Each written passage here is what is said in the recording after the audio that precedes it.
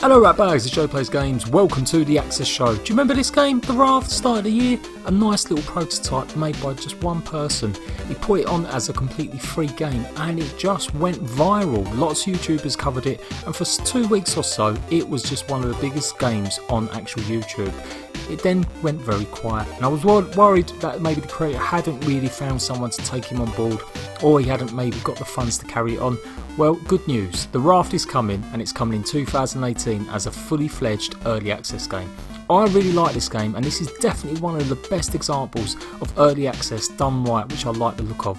It's really got that original vibe to it. Someone's just went out and made a free prototype. The hype generated by it was amazing. Now it's been picked up by Axolot, the creators of Scrap Mechanic. So here you go, here's the brand new trailer for the Raft.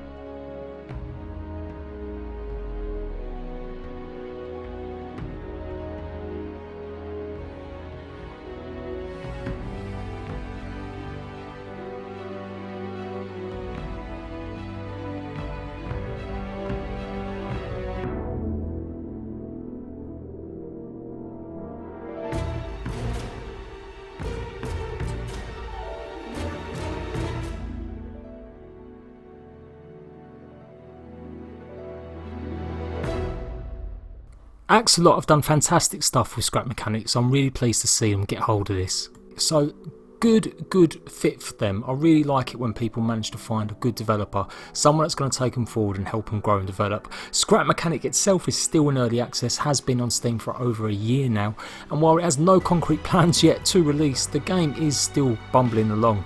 My little boy loves this game so much and I've been desperate to find some time to actually play it myself. So I think they're both in really good hands.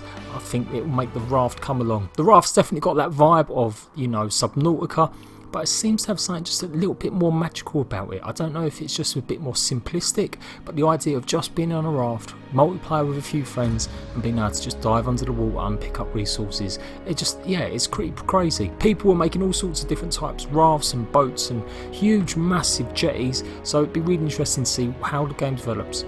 No news on where it's coming to console, but the game doesn't look like it's the most taxing on systems, so I could imagine it could well come to console, but not for a long while obviously.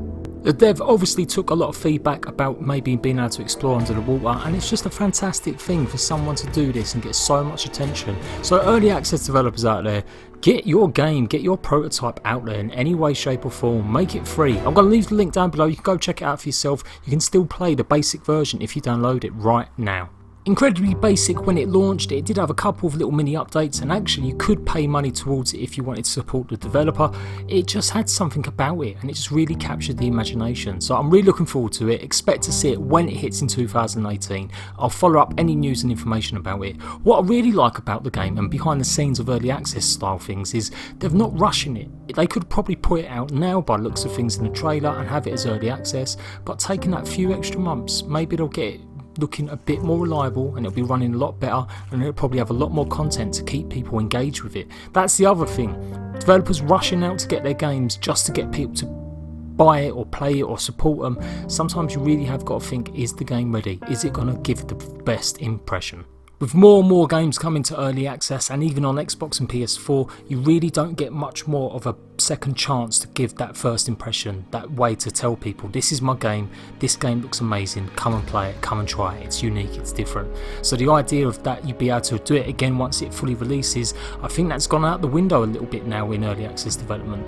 Your first initial prototype, that first beta stage, that first early access period, it has to be appealing, it has to run with some sort of degree of, you know, reliability, otherwise people will just turn off it and they might not ever come back.